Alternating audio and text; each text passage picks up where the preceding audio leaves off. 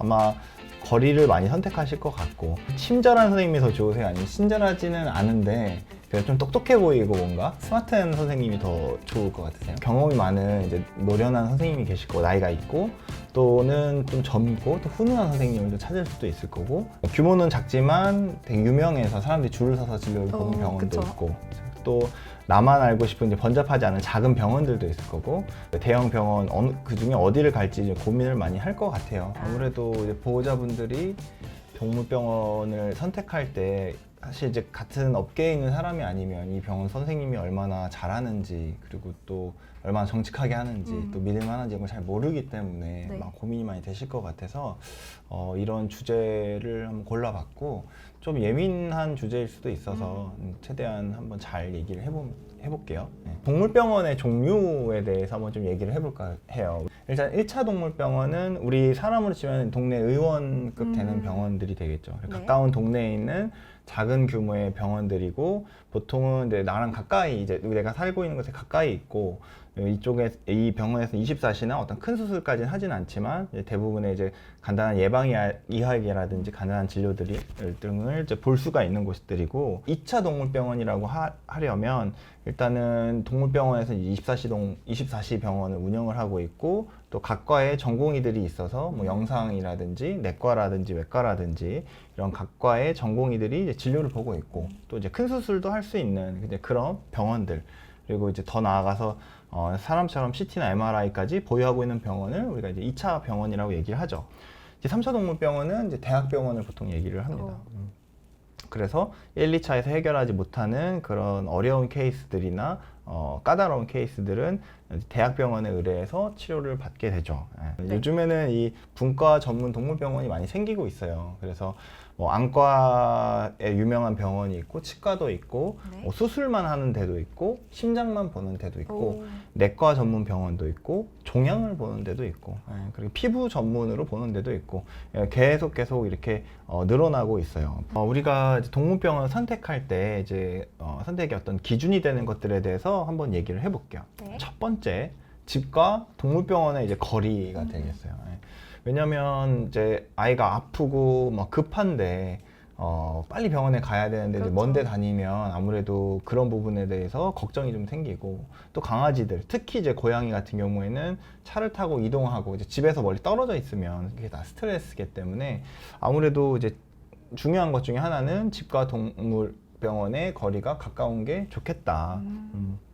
그 거리 내에서 괜찮은 병원을 찾는 게 필요할 것 같아요. 두 번째는 이제 우리 아이들이 가지고 있는 질환의 종류에 따라서 이제 고민을 좀 해봐야 될 것 같아요. 가벼운 질환들은 이제 동네 근처에서 이렇게 치료를 받을 수 있겠지만, 네. 그래서 뭐 신부전이 온다든지, 콩팥이 안 좋아지는 신부전이 온다든지, 아니면 경련을 하는 환자들이라든지 다양한 중증의 질환이 있을 때는 그때는 조금은 전문적인 그런 진료를 받아보는 곳도 괜찮아요. 응급 상황이 발생할 수 있을 상태에는 이제 근처에 2차 병원을 미리 알아두거나, 아니면 1차 병원이랑 같이 협진을 하는 거죠. 2차 병원을 갔다가 가병원 1차 병원에서 컨트롤하고, 뭐 예를 들어 심장병 같은 경우에는 2차 병원에서 가서 진료를 보고, 이렇게 협진을 하는 것도 이제 좋은 방법이 되겠어요.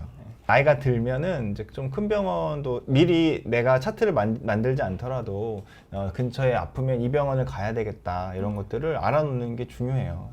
일단은 뭐 1, 2차 병원, 2차 병원 얘기도 했고, 또 다양한 질환에 따라서도 우리가 다니는 병원을 좀 선택하는데 고민을 해야 된다라고 했지만, 어떻게 보면 제가 봤을 때는 더 중요한 거는 좋은 주치의 선생님 만나는 게 더 중요한 것 같아요. 그렇죠. 어떤 선생님을 만나냐가 중요한 것 같습니다. 일단은 이제 제가 봤을 때는 친절한 선생님이 제일 중요한 것 같아요. 아, 그런가요? 친절한 사람, 친절하셔야 되고, 친절하면 보통은 이제 우리 아이들한테도 친절하시고, 또 그냥 우리가 얘기를 나누면서 이제 우리 아이의 건강과 행복과 삶의 질 향상에 이제 네. 굉장히 진지한 분, 그게 중요하다라고 강조하고, 그냥 뭔가 단순하게 건조하게 진단하고 치료해야 된다 이것보단 전체적인 어떤 진단이나 치료의 방향에서 이런 삶의 질이라든지 건강, 행복함이라든지 이런 것들을 추구하면서 진료를 봐주시는 선생님이 저는 중요하다고 생각을 하고, 두 번째는 이제 기본을 중요하게 생각하는 선생님이 이죠. 그게 좋은 선생님이라고 생각하는데, 특히 신체 검사, 예를 들어서 이제 병원에 아프다고 왔는데 이거 검사할게요, 이거 해야 돼요, 그래서 데리고 들어가는 것보다, 물론 응급 상황이면 그렇게 해야 되겠지만 아이가 어디가 좀 불편해 보이는데 충분히 관찰하고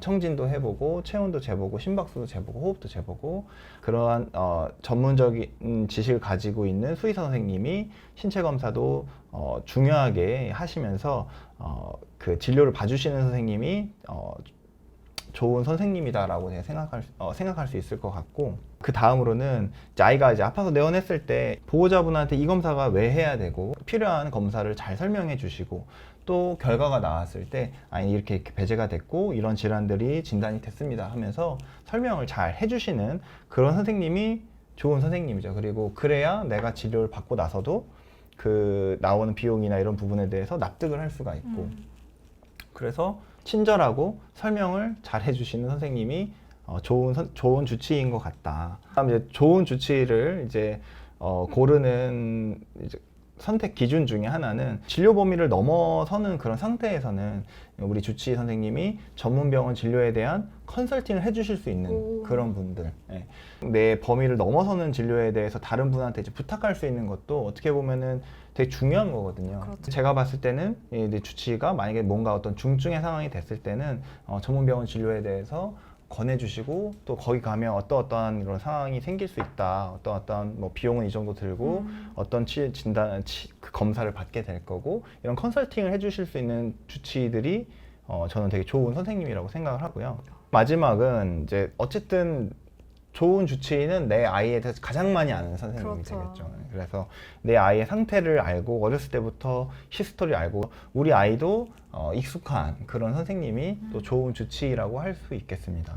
마지막인데 나는 그럼 실제로 어떤 병원을 원하는가? 내 성향에 맞춰서 병원의 규모라든지 병원을 좀 다니면서 나랑 맞는 병원을 찾는 게 필요할 것 같고, 보호자분들이 리뷰를 참 많이 쓰세요. 그런 리뷰를 참고를 해서 가시는 것도 하나의 방법이기도 할 것 같아요.